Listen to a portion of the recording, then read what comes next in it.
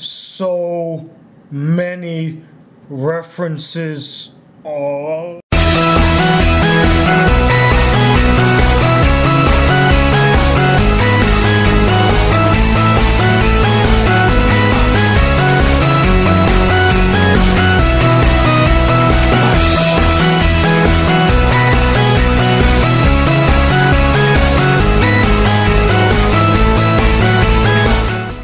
What up, y'all? It's the Black Critic Guy, and as you can tell, I'm not in my dorm tonight. I'm actually chilling at my friend's dorm, and I'm here to review the anime Seitokai No Ichizon, or in the English translation, The School Council's Discretion. And like I said in the beginning, this anime has so many references. There's not a lot of originality in this anime. It basically takes place on a one-room setting with 5 cliche characters. First you got the quiet type gamer girl, then you got the overly eccentric and tomboyish girl, then you got the tall yet secretly weird girl, then you got the short, unintelligent, extremely naive, flat-chested girl, and then you got the one pervert, and it basically just follows their adventures day to day as the student council. So I was requested to watch this anime by one of my subscribers, GB Filster 2004, and yep, I saw it and I was thoroughly entertained. As an anime fan, I love the references, though there are a lot of elements in the show that are really lacking. The first thing that you notice straight off the bat when watching the show, in fact in the first 3 minutes of the show, is it is just chock full of all these anime references that would make any anime otaku just go, oh. I mean, they make a reference to Dragon Ball Z, actually Dragon Ball Kai, and they also make a reference to Dragon Ball Evolution, and she's actually like, don't talk about that, that was a terrible one. And I was like, yes. They make a reference to Black Butler, Gurren Lagann, Death Note, Haru Suzumiya. There are so many references in this, and I really enjoyed that part of this series. One thing that I really like about the show is that it is extremely funny. It's funny as hell, and I love how they are self-conscious, self-aware that they're becoming an anime. Hell, the first 3 minutes of the series, they make a reference about how, oh, well, the first book is called this, but, you know, the second book is not called this, so what are we going to name the series? I actually found that entertaining. The fact that they are self-aware that they are becoming an anime. But that actually treads a line when you get more into the anime, and we'll get to that. Most, if not all, the characters are entertaining. Now, I know that they are all very cliche characters. They basically just went through like a box and started like throwing around, okay, which characters can we use? That's basically what they did. But just because they were cliche doesn't mean that they were entertaining. They were entertaining as hell. One of the characters that really stood out to me, and of course he would stand out to me, I mean, he's surrounded by all these girls, he's the only one surrounded by all these girls, is Ken Sugisaki. I mean, he is awesome.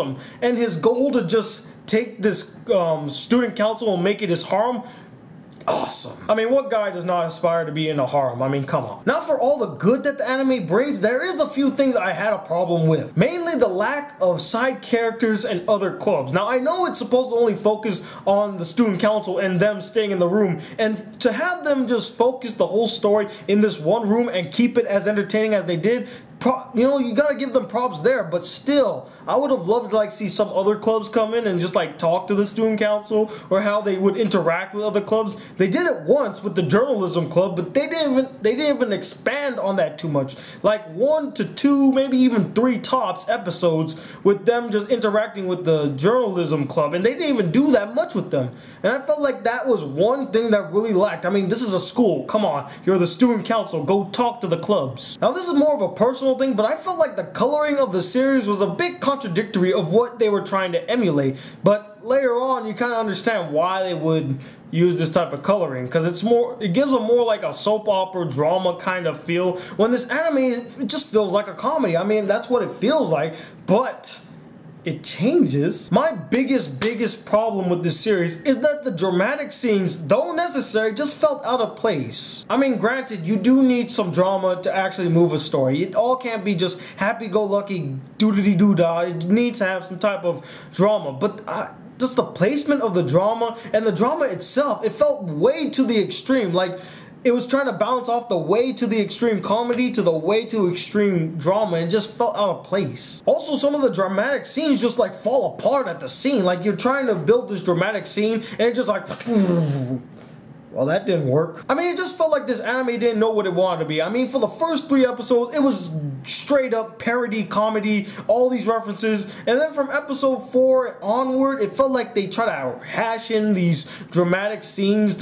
I know they're trying to build some character depth, but they could have done that in a comical way. It's been done before, and it's been done greatly before. And yes, I know you need dramatic scenes, but it's just the way that you handle it and the placement of the dramatic scenes that will make this show either great or just I mean, the anime's drama did not annoy me as much as like Toradora, Clanin, Air TV, and School Days. I mean, the drama was handled very well. It just felt out of place in an anime like this. Overall, though, nothing original and kind of flip-floppy with its own genre, Seitokai No Ichizon is a hilarious anime filled with fun characters and great references that can make any anime fan smile and laugh.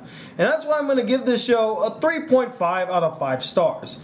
It's not great, but it's a rather enjoyable anime. And if you love anime references, I say give it a watch. It doesn't hurt to just check it out. But anyway, what did you guys think of this anime? Did you like it a lot? Did you hate it? And let me know what is your favorite parody anime. And also let me know if you've seen the show, who is your favorite would-be kind of couple in the show. For me, it would be Mafuyu with Ken. For some reason, I love Mafuyu. She's cool. She's entertaining. I liked her. Comment below and let me know. Anyway, I'm the Black Critic Guy, bridging the gap between movies and anime reviews. Till then, peace, YouTube.